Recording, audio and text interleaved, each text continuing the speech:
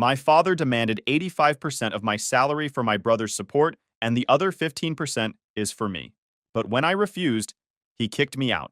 Years later, they showed up at my door, begging for money. Hey, Reddit, my father tried to financially enslave me for my entitled brother. I said no, got disowned, and built my own life. Fast forward 5 years, and they're broke and desperate. Here's how it all went down. I'm Hunter, 28 male, and I need to give you some backstory to understand just how messed up my family dynamics were. My younger brother Kyle, 25 male, has been the golden child since birth. Not because he earned it, but because my parents decided he was special and needed extra support his whole life. Kyle's not disabled. He's not sick. He just never learned to function like an actual adult because my parents treated him like royalty while I was the family workhorse. Let me paint you a picture of what growing up in this house was like. Every decision my parents made, every dollar they spent, every ounce of attention they gave, it all flowed toward Kyle like he was some kind of gravitational center, and I was just debris floating in orbit. When I was 10 and Kyle was 7, we both wanted to join Little League. I loved baseball, had been throwing a ball around with kids in the neighborhood for years. Kyle mentioned it once because his friend was signing up. Guess who got enrolled? Both of us, technically. But guess whose games Dad attended every single time versus whose games he missed because work was busy? I'd be standing in the outfield watching other kids' parents cheer, while mine were across town watching Kyle strike out for the third time that game. The few times Dad did show up to my games, he'd spend the whole time on his phone texting Mom updates about Kyle's game happening simultaneously. The pattern repeated itself in everything. School concerts, science fairs, parent-teacher conferences. If Kyle had anything happening, that took priority. If I had something important, it got bumped unless Kyle's schedule was completely clear. I remember my 8th grade graduation ceremony. I'd worked hard to graduate with honors, was receiving an academic achievement award. Kyle had a dentist appointment that day. Not an emergency, just a regular cleaning that could have been rescheduled. But Dad said it would be too much hassle to change it. So Mom took Kyle to the dentist, while Dad grudgingly showed up to my graduation 20 minutes late, missing my name being called for the award. Growing up, the favoritism was so obvious it would have been funny if it wasn't my life. When I was 8 and Kyle was 5, I got a used bike from a garage sale for my birthday. Rusty chain, chipped paint, wobbly handlebars. Dad said it had character and would teach me to appreciate things. Kyle got a brand new Trek mountain bike with all the accessories 3 months later, just because. Full suspension, gear shifters, water bottle holder, the works. When I asked why the massive difference, Dad said Kyle needed the confidence boost and I should be happy with what I had. That became the pattern for everything. Christmas mornings were particularly painful. I'd unwrap my 3 or 4 modestly wrapped presents, usually practical things like socks, school supplies, or clearance rack clothes, while Kyle's side of the tree looked like a retail store had exploded. Gaming consoles, designer clothes, expensive toys, latest electronics. The pile would literally be twice as tall as he was. 1 year, I counted. Kyle got 17 presents, totaling probably close to $1,200 in value. I got 5 presents totaling maybe $150. When I pointed this out to Mom, she pulled me aside and gave me this speech about how material things don't matter, and how I needed to be more mature and understanding of Kyle's emotional needs. His emotional needs apparently required a PlayStation, 3 games, a new skateboard, and designer shoes that cost more than my entire present collection. My emotional needs could be met with tube socks and a bargain bin calculator. I got hand-me-downs and second-hand everything. Kyle got new clothes, new electronics, new everything. My winter coat was the one Dad wore in high school. He pulled it out of storage like it was some kind of vintage treasure, instead of a faded, outdated jacket that smelled like mothballs. Kyle got a new North Face parka every year, because he's growing so fast, despite me growing just as fast at that age. My parents' excuse was always the same. You're the older brother, you need to set an example of not being materialistic. Translation: we're spending all our money on Kyle, so you get the scraps and you better smile about it. School was the same story, but somehow even worse because my achievements were completely invisible to them. I maintained a solid GPA through high school, 3.8 cumulative, made honor roll multiple times, even won a regional science competition junior year. My project was on sustainable water filtration systems, spent 3 months building working prototypes in our garage. It beat out projects from kids at schools, with actual science labs and funding. My reward? Dad took me to a diner and told me he was proud over a plate of mediocre pancakes, then spent the whole meal talking about Kyle's upcoming birthday party and how much it was going to cost. The trophy from the science competition sat on a shelf in my room collecting dust. They never displayed it, never mentioned it to relatives, never treated it like the significant achievement it was.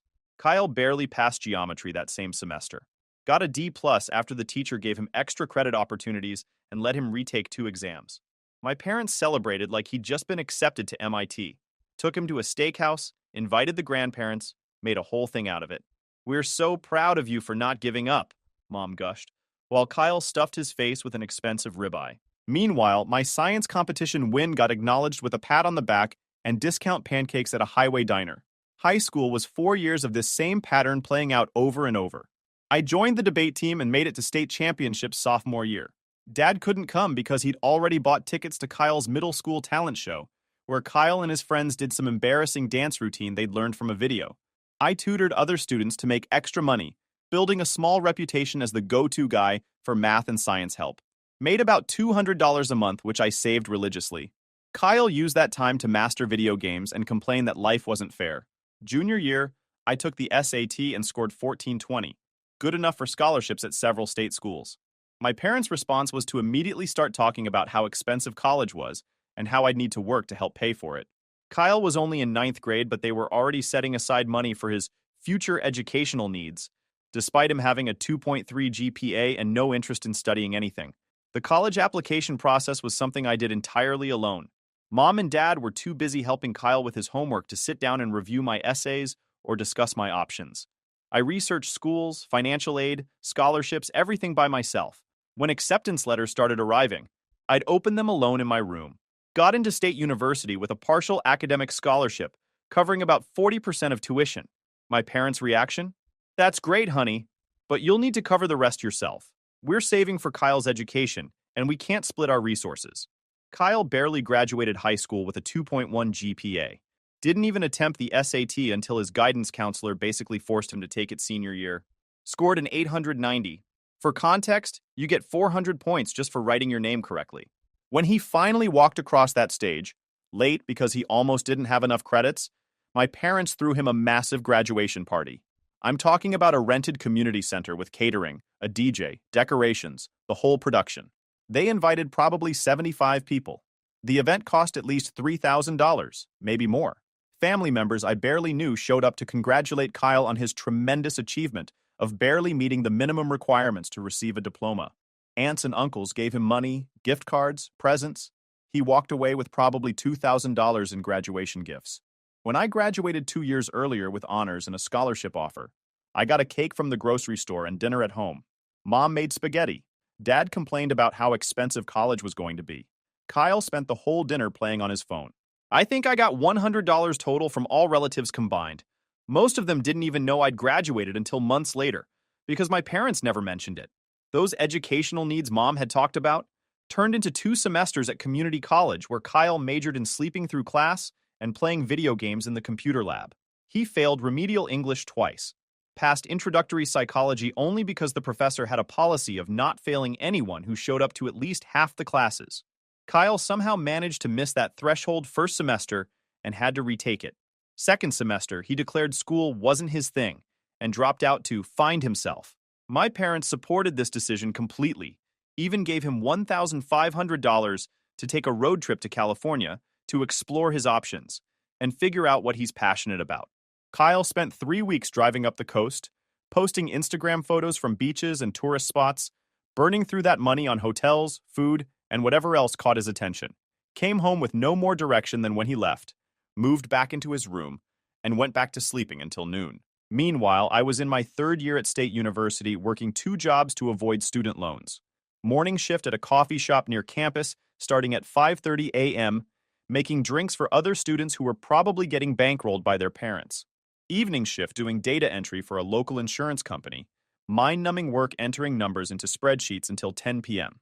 My typical day: wake up at 4:45 a.m., shower, get to the coffee shop by 5:20 to help with opening, work until 11 a.m., sprint to campus for a full load of afternoon classes, study between classes, head to the insurance company at 6 p.m., work until 10 p.m., Get home around 10:30. Study more. Sleep by midnight if I was lucky. Repeat 5 days a week, plus weekend shifts when I could get them. I maintained a 3.7 GPA through this schedule. Graduated in 4 years with my accounting degree completely debt-free. Lived off ramen, rice, and whatever discount groceries I could find. Wore the same 5 outfits on rotation. Didn't go to parties or football games or do any of the normal college stuff because I didn't have time or money. Kyle was living at home rent-free, occasionally doing odd jobs when he needed spending money for whatever new hobby he discovered that week.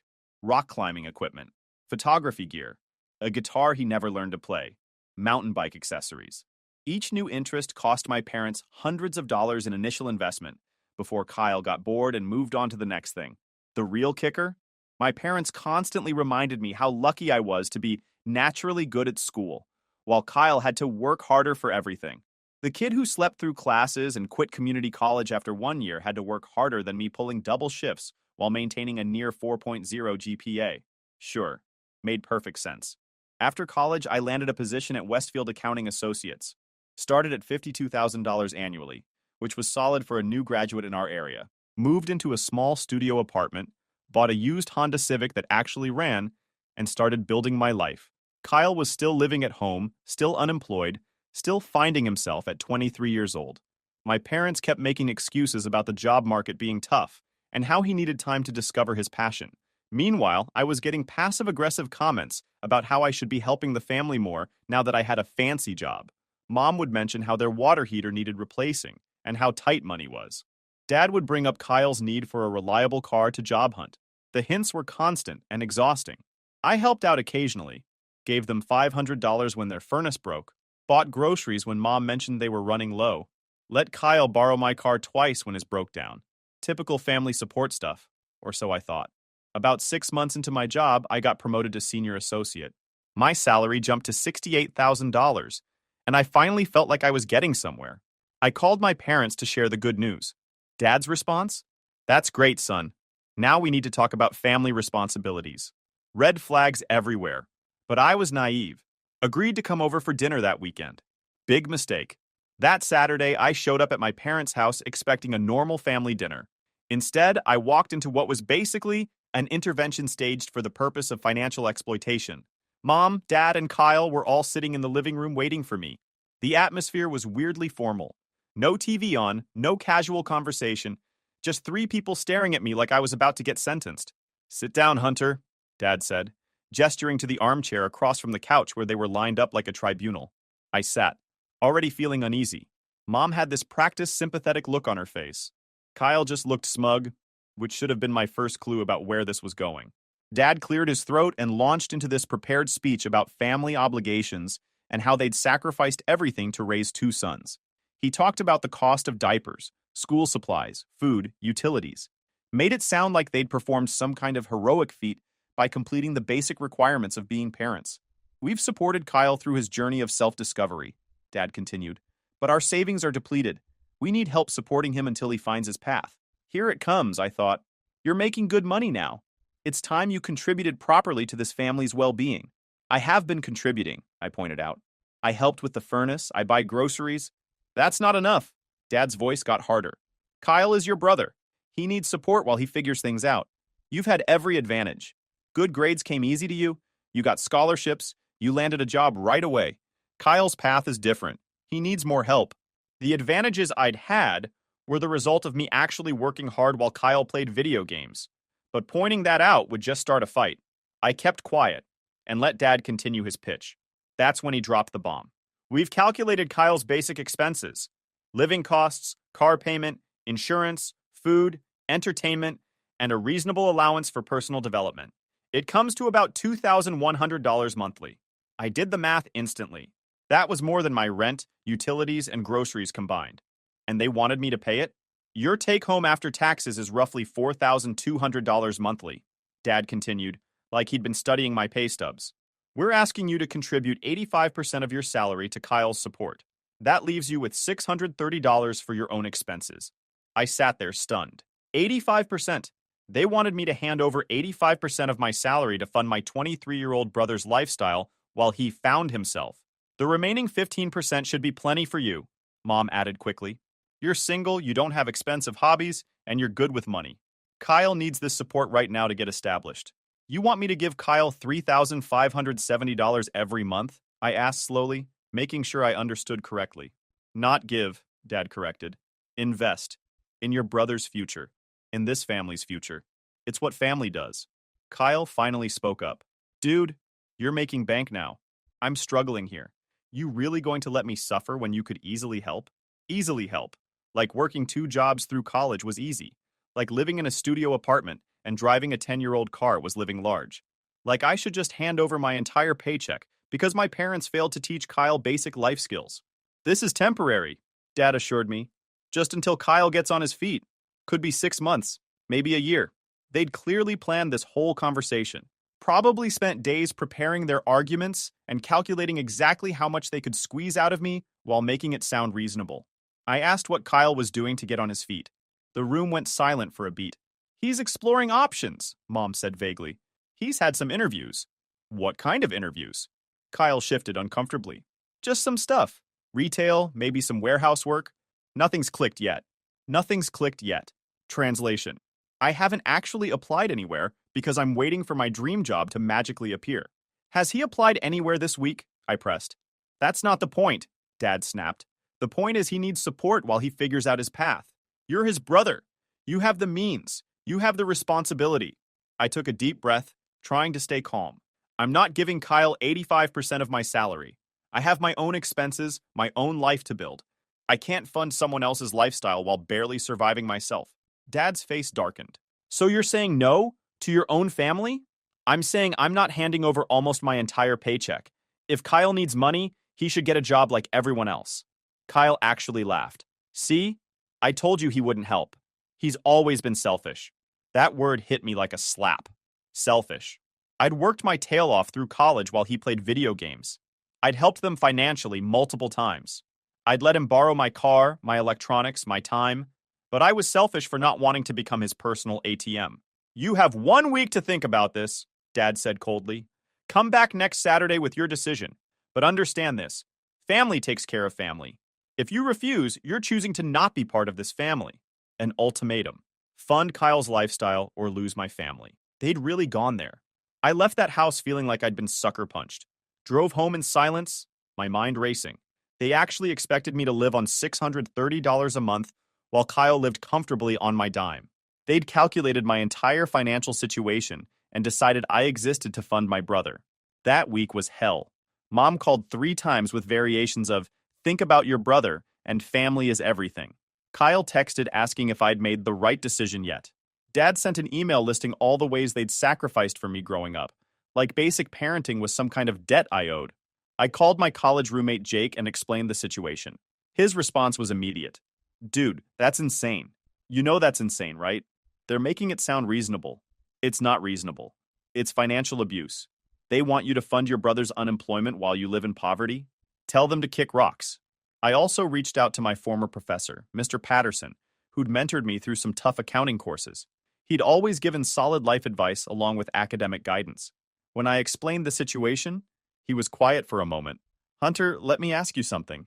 If Kyle had worked hard through high school and college like you did, would he be in this position? No. If your parents had taught him responsibility and work ethic instead of making excuses, would he need your support? No. Then this isn't about family obligation. This is about enabling continued failure. You give them that money, and Kyle never learns. Your parents never learn, and you become trapped funding someone else's life instead of building your own. He was right. I'd known it deep down, but needed someone else to confirm I wasn't crazy. The next Saturday, I drove back to my parents' house. They were waiting in the living room again, same setup as before. Dad had this expectant look like he'd already won. So, he said as I sat down, have you made the right decision? I have. The answer is no. I'm not giving Kyle 85% of my salary. Mom gasped like I'd announced I was joining a cult. Kyle's face went red. Dad's expression hardened into something I'd never seen before. No? Dad repeated. No. I'll help the family in reasonable ways, but I'm not funding Kyle's lifestyle while he refuses to work. Refuses to work? Kyle jumped up. I'm trying. The job market is terrible. You dropped out of community college and haven't held a job for more than 3 weeks in 2 years. That's not trying. That's not even pretending to try. How dare you? Mom said, voice shaking. He's struggling and you're attacking him? I'm stating facts. He's 23 years old with no disability, no education, and no work ethic because you've never required him to have one. Dad stood up, his whole body tense. Let me make this very clear. If you walk out that door without agreeing to support your brother, you are no longer welcome in this house. You are no longer part of this family. We will not speak to you, acknowledge you, or consider you our son. The room went silent. Mom was crying. Kyle looked vindicated, like this was what he'd wanted all along. Dad just stared at me, waiting for me to crack. I stood up slowly. Then I guess I'm not your son anymore. Hunter, please, Mom sobbed. Don't do this to us, to your brother. I'm not doing anything to anyone. I'm refusing to set myself on fire to keep Kyle warm. There's a difference. I walked to the door. Dad's voice followed me. You walk out now, there's no coming back. No holidays, no birthdays, no family events. You'll be dead to us. I turned back one last time. I've been dead to you for years. You just had a use for me before. I left, got in my car and drove away while Mom shouted after me from the porch. Kyle was probably already on his phone telling relatives what a terrible brother I was. The next few weeks were rough in ways I hadn't anticipated. Extended family started calling with their unsolicited opinions, all with variations of the same message. How could I abandon my family? Kyle needed me. I was being selfish. Family is everything. My parents had clearly launched a full campaign to paint me as the villain in this story. My Aunt Rachel was the first to call, voice dripping with disappointment. She actually told me I should be grateful my parents only wanted 85% and not more, like this was some kind of generous compromise. When I pointed out that expecting me to live on $630 monthly while funding my unemployed brother's lifestyle was insane, she went off on this rant about young people today not understanding sacrifice. This from a woman who'd married into money at 23 and whose kids all had trust funds set up before they were born. Easy to lecture about sacrifice when you've never had to make any yourself. My Uncle Frank took Dad's side immediately, didn't even ask for my version of events. Left me this long voicemail about disrespectful kids and family loyalty and how back in his day, people took care of their own. He went on for probably 5 minutes about duty and obligation, occasionally pausing to catch his breath before launching into another monologue about the decline of family values. What Frank conveniently forgot, I'm the kid who mowed his lawn for 3 summers and never got paid because family helps family. Meanwhile, his own kids wouldn't lift a finger to help anyone if it interfered with their country club tennis lessons. Grandma called from Florida, confused because Dad had told her some story about me refusing to help Kyle through a medical emergency. When I corrected the record and explained they wanted 85% of my salary to fund Kyle's unemployment, there was this long silence on the phone. That can't be right, she finally said. Your father wouldn't ask that. He did, Grandma. He gave me an ultimatum. Hand over 85% of my paycheck or lose the family. Another long silence. What did Kyle say about all this? He said I was selfish for not wanting to help him. I could practically hear her sighing across the phone line. That boy needs to get a job, not a handout from his brother. At least one person got it, even if she was 1,200 miles away and too old to really intervene. My parents' neighbor, Mrs. Chen, stopped me at the grocery store one day. She'd known me since I was a kid, used to give me cookies when I'd help her carry groceries inside. Your mother tells me you're going through a rebellious phase, she said carefully, that you've cut them off and won't speak to them. I gave her the real story right there in the frozen food aisle, watched her expression change from concerned disappointment to shocked understanding. They wanted how much of your salary? She repeated, making me confirm the number. 85%, to support Kyle while he finds himself. Mrs. Chen shook her head slowly. That's not asking for help. That's asking you to sacrifice your entire future for someone who won't even try. She hugged me before she left, told me to stay strong, said my parents had spoiled Kyle rotten and were now trying to make it my problem. Hearing it from someone who'd watched us grow up, who'd seen the favoritism firsthand, helped more than she probably knew. But for every Mrs. Chen, there were 3 relatives parroting my parents' version. The family narrative became established. I was the ungrateful son who'd abandoned his family in their time of need because I was too selfish to help my struggling brother. The truth, that they'd tried to trap me in poverty to fund Kyle's continued unemployment, got lost in their version of events. The only family member who got it was my cousin Natalie. She called a week after the blow-up. Your dad's telling everyone you refused to help the family and abandoned Kyle, she said. But something didn't add up. What actually happened? I told her everything. The 85% demand, the ultimatum, all of it. Holy crap, she breathed. They wanted you to live on $630 a month? Yep. While Kyle lives like a king on your salary while doing nothing? That was the plan. That's not family support. That's indentured servitude. I'm sorry, I had no idea. My parents probably don't either. They're just hearing Dad's version. At least someone understood. Natalie became my lifeline to information about what was happening with my parents and Kyle. She'd update me occasionally, though the news was never good. Losing my family hurt more than I expected. But you know what hurt more? The realization that they'd never actually valued me as a person. I was a resource to be exploited, a means to an end. The son who did everything right but was never enough because I wasn't Kyle. I threw myself into work after the split, took on extra projects, stayed late, made myself indispensable. My manager noticed and started giving me more responsibility. Within 8 months, I got another promotion to team lead with a salary bump to $79,000. That money I wasn't sending to Kyle went into savings, investments, and actually enjoying my life occasionally. I upgraded to a better apartment, bought some decent furniture, started a retirement fund. Revolutionary concepts when you're not funding someone else's unemployment. Jake convinced me to join his basketball league. Met some good people there, started building a social circle that had nothing to do with my family drama. Dated a woman named Amy for a few months. It didn't work out, but it was nice to have normal relationship problems instead of family exploitation attempts. Life got better without them in it. That was the hardest truth to accept. I was happier alone than I'd ever been as part of that family. 2 years after the split, I got recruited by Morrison Financial Group, a larger firm with better benefits and growth potential. The offer was $95,000, plus bonuses, full health coverage, and a clear path to partner track. I accepted immediately. Around this time, Natalie called with an update. Things weren't going well at home. Dad had been passed over for a promotion he'd expected. Mom had taken a pay cut when her company downsized. Kyle was still unemployed, still living at home, still draining their resources. They're struggling financially, she said carefully. Your mom mentioned having to dip into retirement savings to cover bills. I felt bad for about 5 seconds. Then I remembered they'd tried to trap me in poverty to fund Kyle's lifestyle. My sympathy dried up pretty quick. They made their choice, I told her. They can live with it. Year 3 brought more career success. I was managing a team of 6 accountants, handling major corporate clients, and making a name for myself in the industry. My salary hit $112,000. I bought a small house in a decent neighborhood. Nothing fancy, but it was mine. Natalie's updates became more concerning. Dad had taken a second part-time job to make ends meet. Mom was working overtime constantly.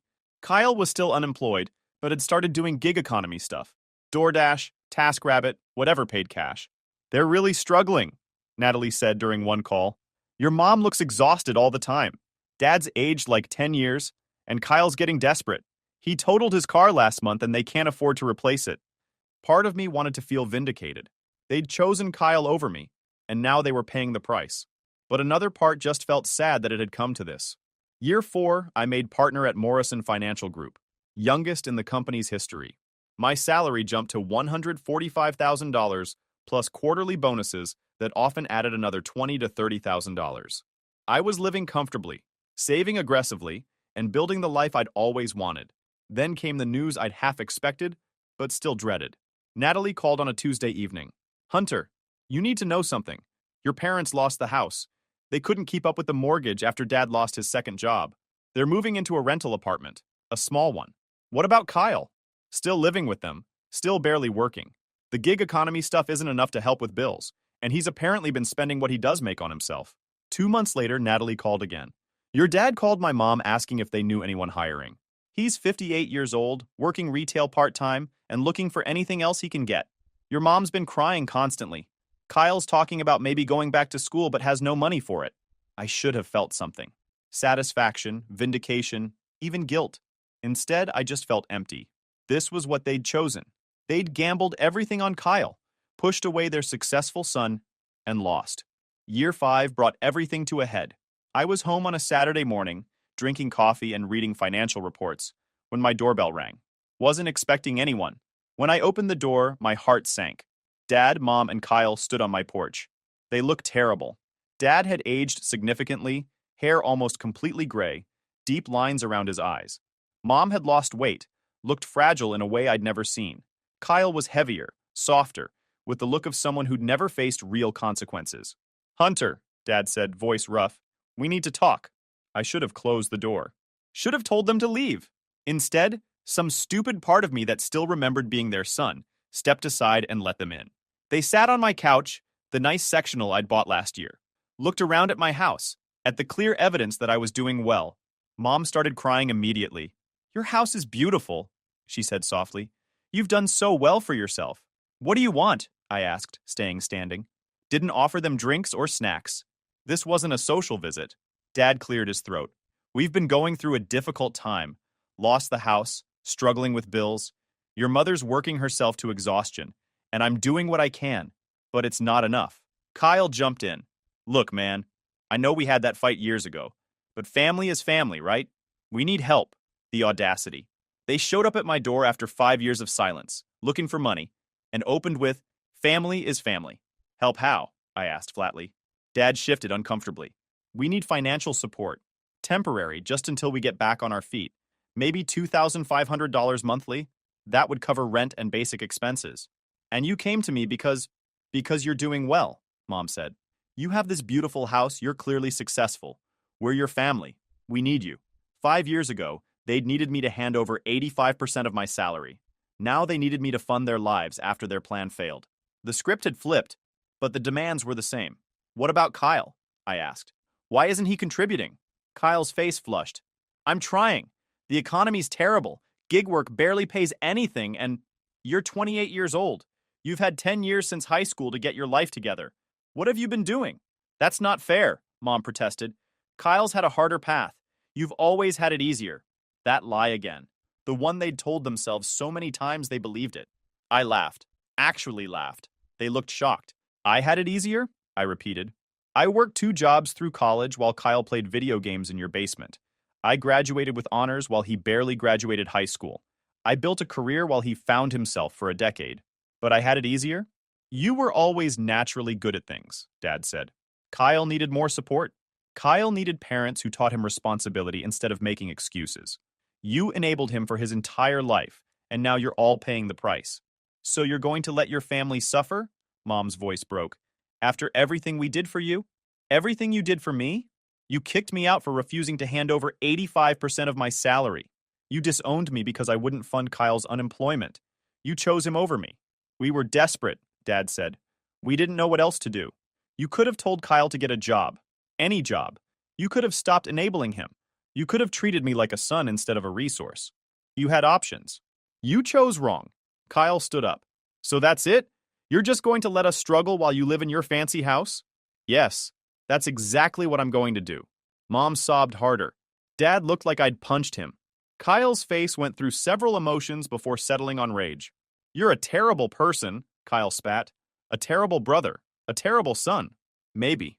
But I'm not broke, homeless, or desperate. Can you say the same?" Dad stood slowly. "If you send us away now, that's permanent. No more chances. No reconciliation. You'll have lost your family forever. I lost my family 5 years ago, when you gave me an ultimatum. This is just making it official." They stood there for a moment, probably hoping I'd crack. I didn't. Finally, Dad turned toward the door. Mom followed, still crying. Kyle shot me one last hateful look before leaving. I closed the door behind them and stood there for a minute, processing what had just happened. Then I called Natalie. "They came to my house," I told her, "asking for money." "I know. They told my parents they were going to try. Said you owed them for raising you." "I don't owe them anything." "I know. For what it's worth, my parents are starting to see through their story. Dad mentioned that your parents seem to expect everyone else to solve their problems instead of making tough decisions about Kyle. That was something, at least. The aftermath was predictable. My extended family split into camps. Some thought I should have helped because family is family. Others quietly acknowledged that my parents had made their bed and needed to lie in it. Natalie kept me updated sporadically. They'd moved to an even smaller apartment. Dad was working 2 part-time jobs, neither with benefits. Mom's health was declining from stress and overwork. Kyle had finally gotten a job at a warehouse, but was apparently terrible at it and constantly complaining. 6 months after their visit, Natalie called with something different in her voice. "Hunter, your mom's in the hospital.